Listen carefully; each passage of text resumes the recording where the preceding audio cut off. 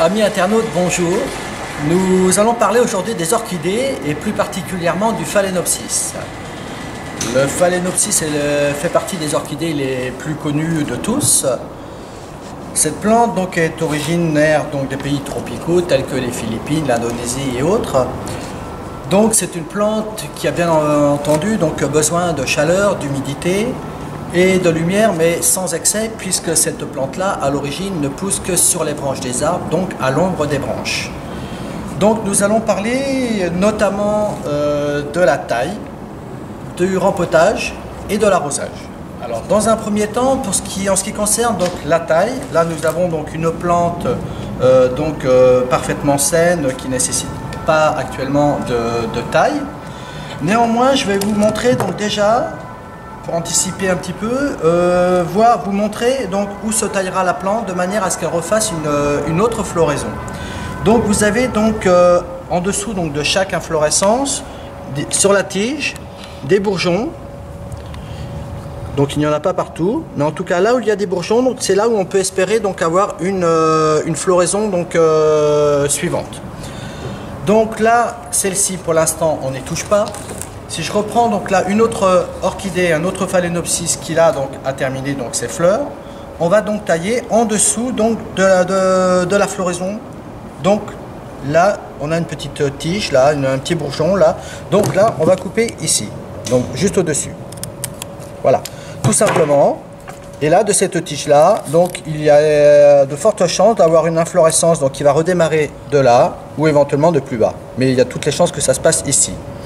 Si au bout de 2 mois, donc aucune fleur ne se redéveloppe, donc à ce moment-là, il faudra couper plus bas.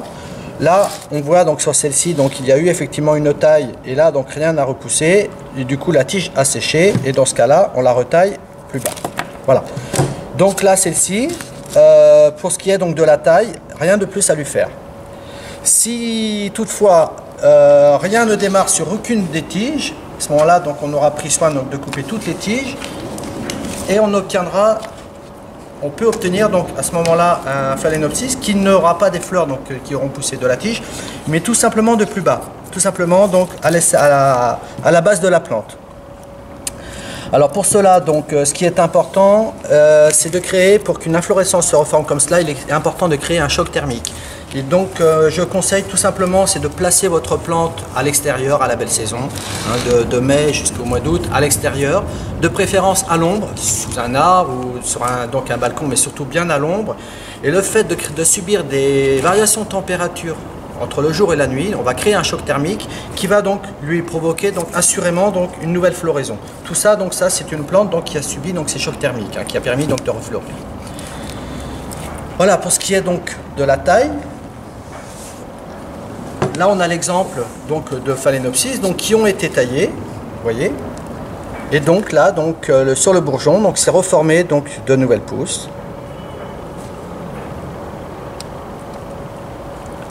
Ça marche pas tous les coups, mais presque. Hein.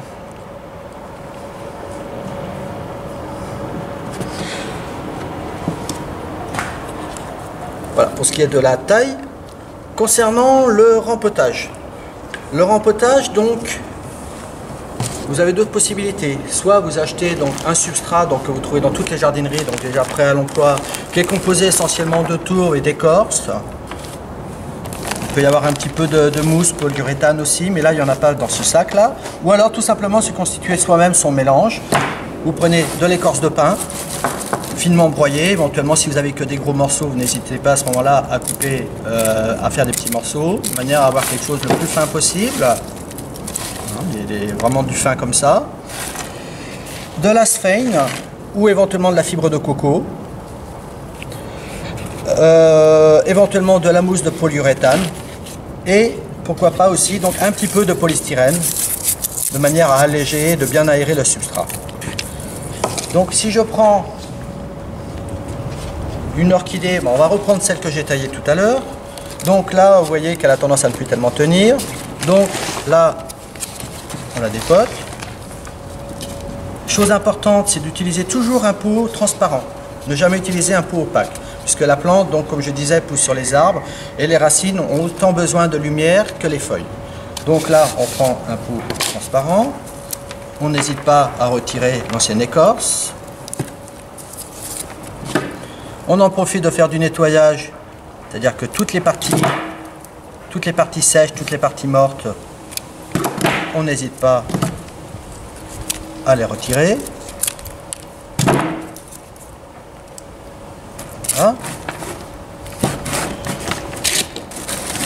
Le mélange, donc je disais donc de l'écorce, là on va utiliser de l'écorce, on va utiliser un petit peu de polystyrène, de la sphère, non de la fibre de coco, pardon.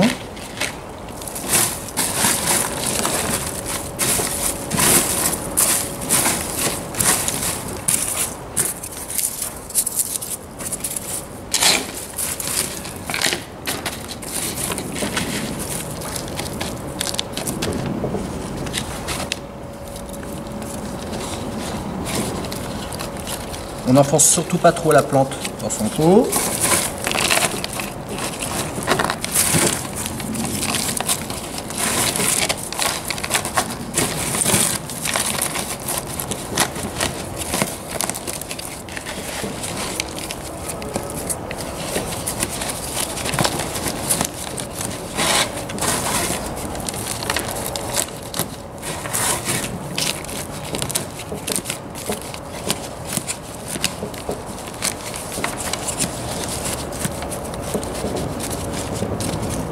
Voilà pour ce qui est du rempotage, pas plus que cela.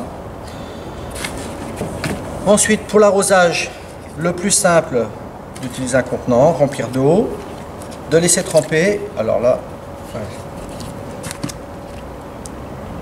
on va laisser tremper comme ça pendant 2 minutes, 2-3 minutes. Bon là, je ne vais pas la laisser ces 3 minutes. Non, on laisse tremper comme ça pendant 2-3 minutes pour que ça s'imbibe bien. Ensuite, on laisse bien s'égoutter, surtout au bord d'un évier. Ça sera le même principe pour les arrosages. Systématiquement, vous arrosez toutes les semaines environ, en laissant tremper comme ça pendant 2-3 minutes. Laissez bien ensuite s'égoutter donc sur le bord de l'évier. Et il n'y a pas mieux comme arrosage. Hein. Ne laissez surtout pas d'eau dans le fond de la soucoupe. Il ne faut surtout pas que la plante reste en permanence les pieds dans l'eau. Voilà. Pour ce qui est... donc quand je vous dis de ne pas laisser d'eau dans la soucoupe, si vous pouvez quand même mettre de l'eau dans le fond d'un cache-pot de la soucoupe, mais à condition d'avoir de la bille d'argile. C'est bien la bille d'argile dans le fond. Là, vous mettez de l'eau dans le fond. Là, j'en ai mis un peu trop. Juste histoire donc d'avoir donc la présence d'humidité donc sous la plante, de manière à ce que par l'évaporation, la plante dispose toujours d'humidité atmosphérique. Là, donc, on considère que la plante, on l'a laissé tremper pendant 2-3 minutes et on la pose comme cela dans son cache-pot. Et là, la plante sera heureuse puisqu'elle aura toute l'humidité atmosphérique qui lui est nécessaire. Un dernier petit point, si vous avez donc le parasite le plus connu sur l'orchidée, sur les Phalaenopsis, ce sont éventuellement les cochenilles, ces petits insectes carapaces donc, qui vivent sur les feuilles, sur les tiges et qui sucent la sève et qui peuvent épuiser donc la plante à terme. Cette petite pustule que vous avez là, bon, s'il n'y en a qu'une là, on peut l'enlever comme cela, mais si vous en avez pas mal, vous prenez un coton imbibé d'alcool et vous tamponnez, donc vous en mettez comme ça sur la carapace. Et là, l'insecte va mourir donc très rapidement. Voilà, je pense avoir fait le tour. Donc, il me reste à vous souhaiter une agréable journée. Au revoir.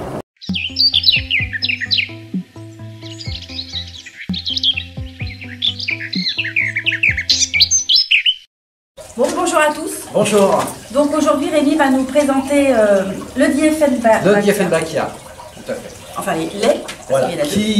Donc c'est une plante qui nous vient d'Amérique centrale, d'Amérique du Sud. On en trouve beaucoup au Brésil, entre autres. Donc forêt tropicale, qui veut dire chaleur, qui veut dire humidité. Alors, c'est une plante qui a été très connue, qui a été très à la mode dans les années 70, dans les années 80. Peut-être un petit peu moins maintenant, il n'empêche que c'est quand même une plante qui reste très intéressante de par son feuillage vraiment bien coloré, assez original. Alors elle est de la famille des Aracées. Elle est mouchetée. Alors donc de la même famille que les arômes entre autres. Et d'ailleurs c'est une plante qui peut faire une fleur, qui justement aura l'aspect d'une fleur d'arôme, mais sans grand intérêt. Une espèce de spate blanc. Tout à fait. Ouais. Alors, sans grand intérêt, c'est vraiment pas une fleur vraiment bien belle, donc... En Si fait, elle vient. si tu la vois pas, démarrer, il faut la couper. On peut la couper parce que ça sert à rien de la laisser fleurir, puisque qui dit fleurir dit épuiser la plante, donc ça sert à rien de la laisser s'épuiser inutilement, puisque nous, ce qu'on veut, c'est plutôt qu'elle puisse se développer en son feuillage. Pour ce qui sera, alors déjà, on l'appelle aussi la canne des muets, ou la plante des sourds-muets. C'est important de le savoir, c'est quand même une plante, son petit inconvénient, c'est que c'est quand même une plante toxique, même sérieusement toxique. C'est-à-dire que déjà quand vous allez la manipuler lors d'un rempotage par exemple, prenez des gants. C'est une précaution de prendre des gants, parce que la sève, c'est une sève toxique qui est irritante pour la muqueuse, qui peut être très dangereuse pour les yeux, qui peut brûler les yeux, et qui peut même avoir des effets paralysants sur la langue et le pharynx. C'est pour ça qu'on l'appelle d'ailleurs la plante des sourds-muets. Oui. Hein, mais bon, c'est pas une plante qui va vous sauter dessus, qui va vous attaquer. Voilà, c'est pour ça qu'on la voit de moins en moins chez les particuliers. Peut-être. Donc ça veut dire effectivement que si vous avez un chat, si vous avez un chien, évitez quand même cette plante-là. Puis si vous avez des enfants, des petits-enfants, oui, il faut mieux pas en avoir. C'est peut-être à éviter. Mais en tout cas, si c'est pas, si vous n'avez pas d'enfants, vous n'avez pas d'animaux, c'est vraiment une plante vraiment très intéressante. Hein, qui va monter jusqu'à 1 mètre, 1,50 m maxi de hauteur. Hein. Alors, au niveau luminosité, bien évidemment, comme beaucoup de plantes, il faut quand même que ce soit une pièce claire, lumineuse. Pas de soleil direct, bien évidemment. Ouais, donc un voilage derrière un rideau, derrière que le soleil ne tape pas dessus.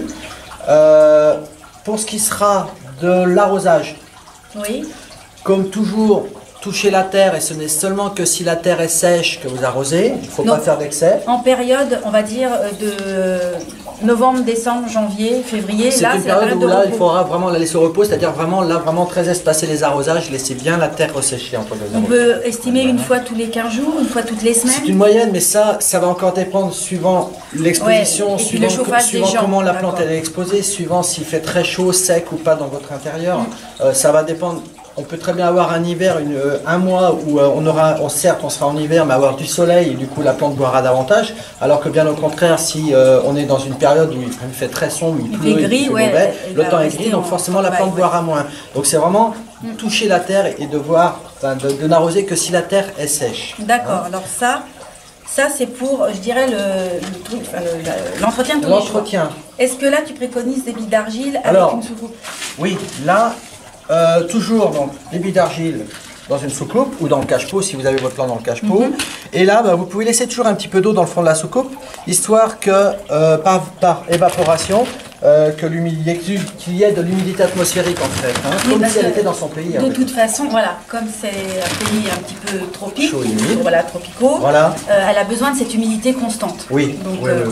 Voilà. Alors là, cette variété, donc là c'est celle qui fait vraiment les feuilles les plus grandes, c'est la variété Tropic Snow. Après, on a d'autres variétés qui resteront plus basses, qui pousseront à 60-70 cm maxi de hauteur. Bon là, c'est la variété Camellia par exemple, mais vous avez d'autres variétés compacta avec d'autres panachages, comme cela. Mais ça fait partie des variétés les plus connues.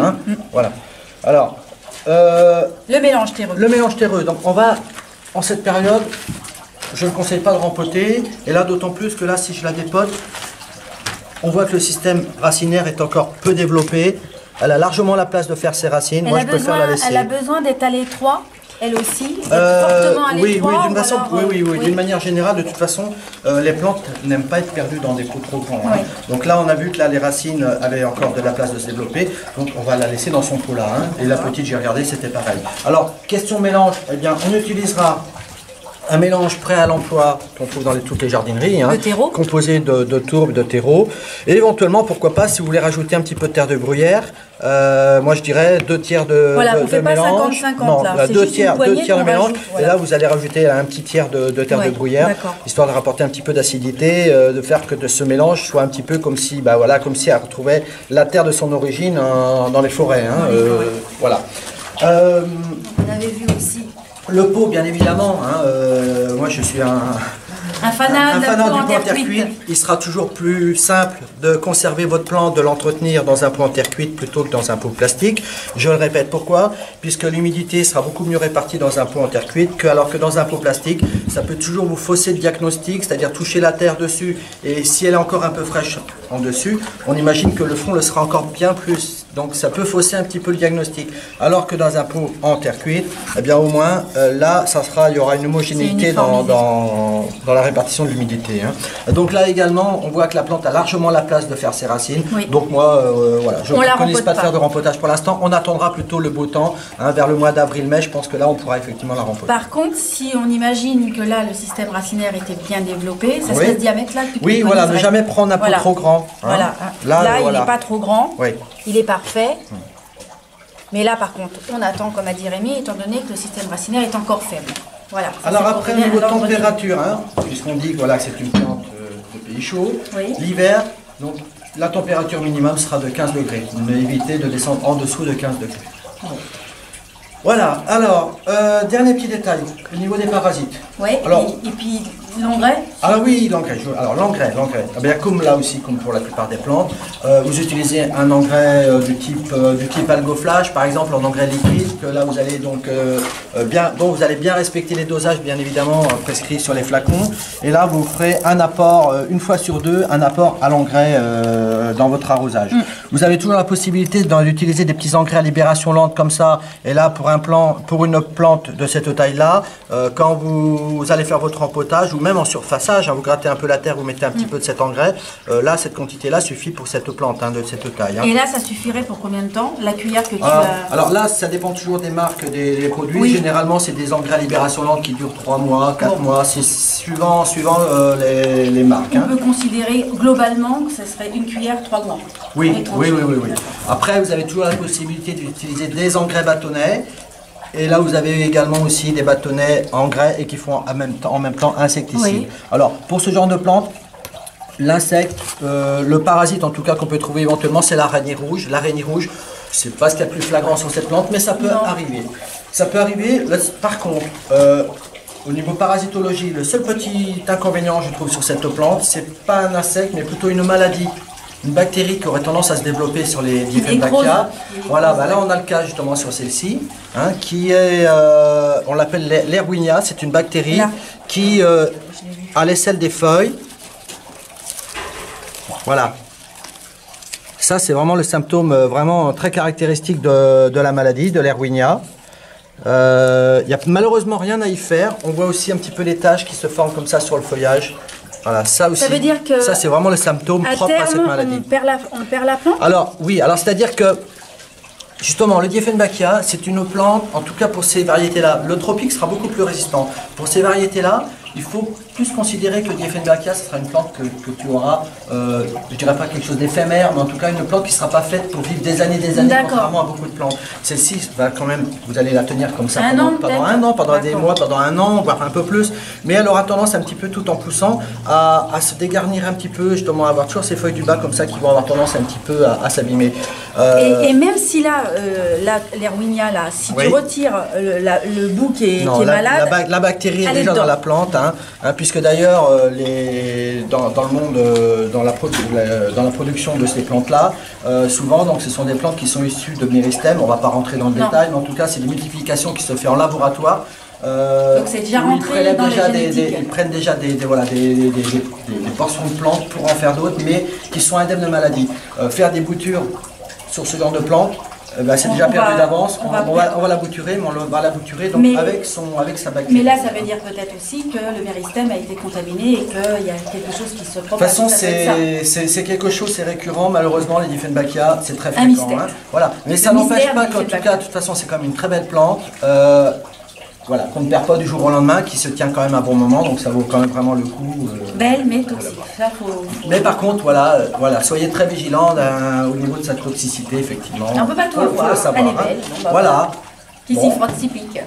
Je crois que tout est dit. Je crois qu'on a fait l'engrais, l'arrosage. Okay. Dominique, rien à rajouter? Non, vous avez été parfait. Comme d'habitude. Alors, on se retrouve pour une prochaine vidéo. À bientôt. Prochaine aventure. Enfin.